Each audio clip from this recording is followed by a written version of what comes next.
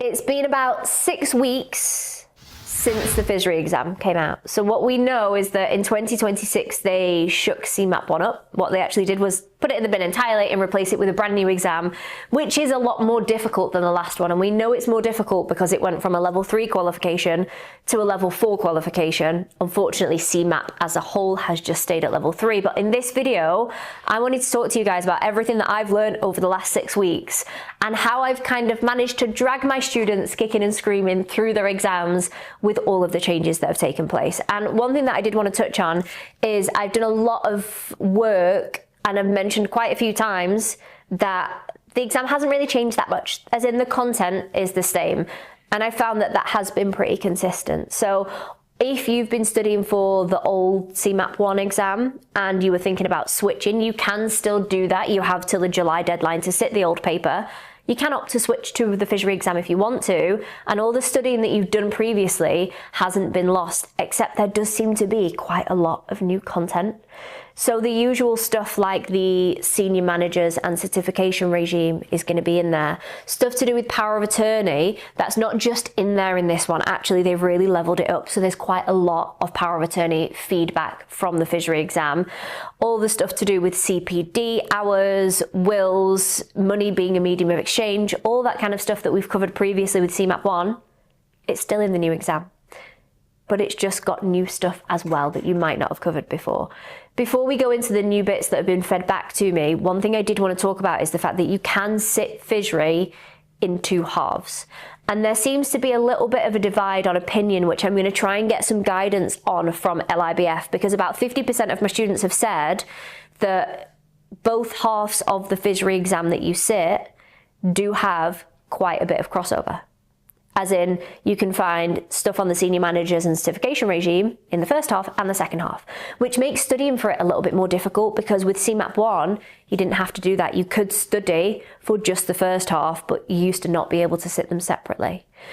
Whereas 50% of students have said there is a clear divide between the material in the first half and the second half, and the other guys that you've been speaking to have been completely off their box. So I am going to try and get a little bit of feedback on that for you guys and let you know where the divide is, if there is one. Stay tuned for that one. But this video is going to focus on all the new stuff that has been flagged that's come up.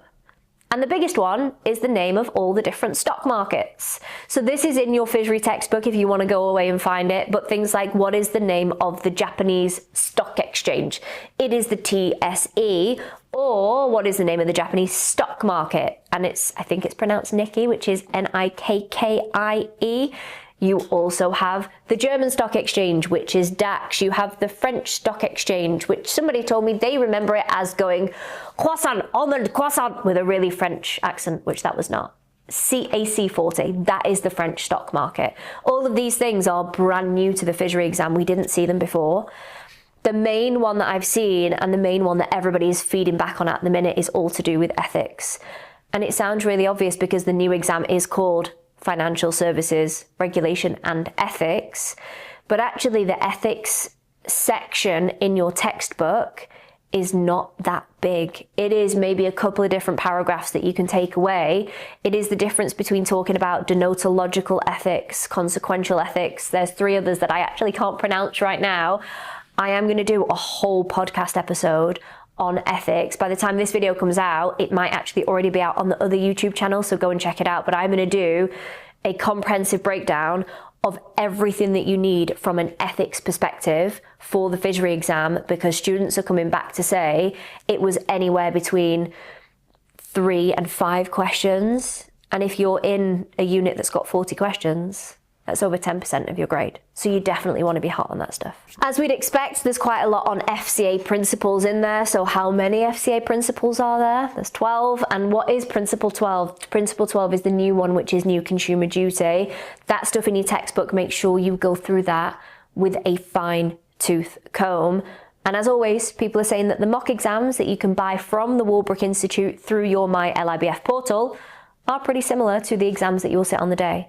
So if you are studying and you're trying to study as cheap as possible, at the very least get your hands on those mock papers, because they will set you in the best stead for understanding the exam questions and figuring out exactly how you tackle the mental challenge that is a FSRE exam, because everybody that sits it says it's draining. It's really, really hard.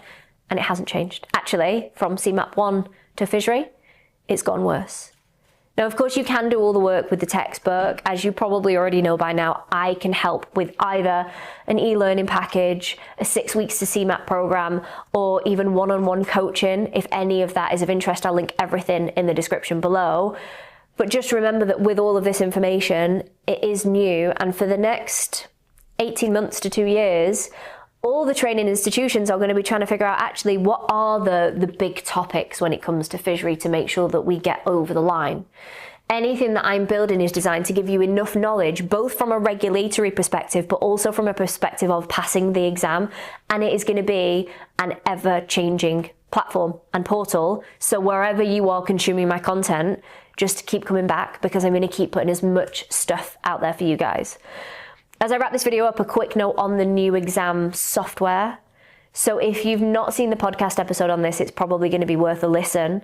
But just as they released the new FSRE exam, they also released some new exam software, which is basically the new stuff that you log into to sit your exam. It is miles better than the old one. So the old one had a number of problems that I could talk to you about in a whole 15-minute video. This one, there's been very, very few problems. You don't have to book your exam in advance anymore, which is a great feature because it means you can just go in and log into your exam. When you are ready, it is ready for you any time of day. It's AI invigilated, so that means that there's not somebody there watching you on the day. You have to follow the kind of automated process to upload your ID, to do your room scan.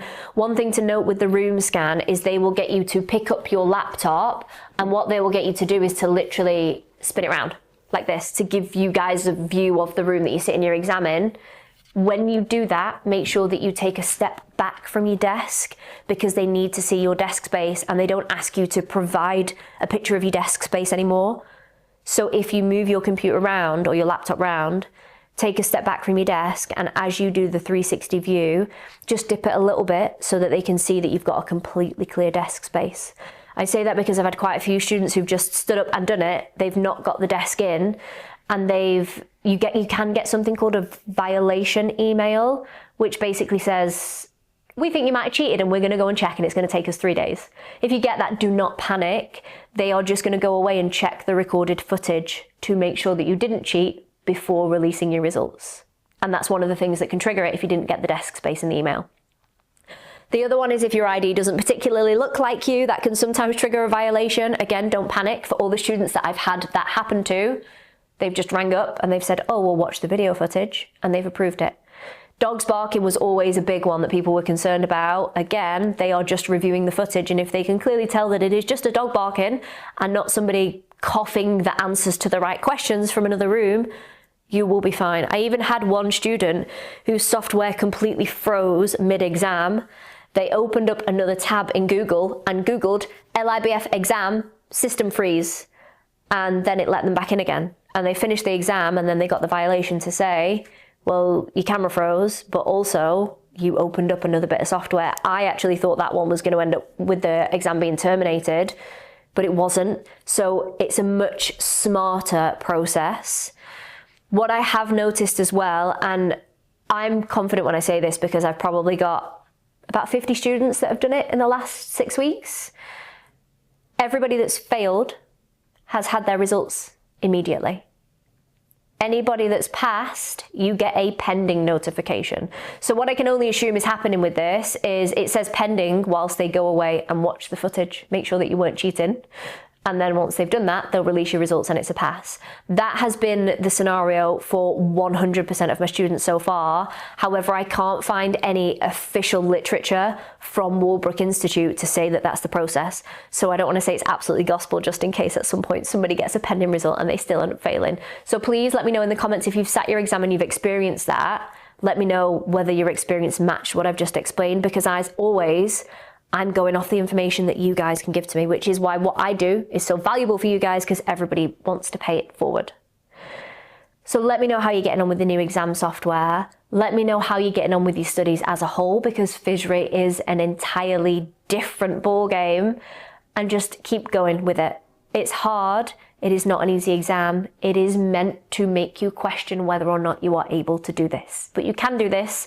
You just need the right kind of support in place. So I hope this video has been helpful. Please make sure that you give it a like and subscribe to the channel if you want to see more stuff on CeMAP. We have equity release stuff coming fairly soon and protection qualifications as well. And I'll see you for the next video.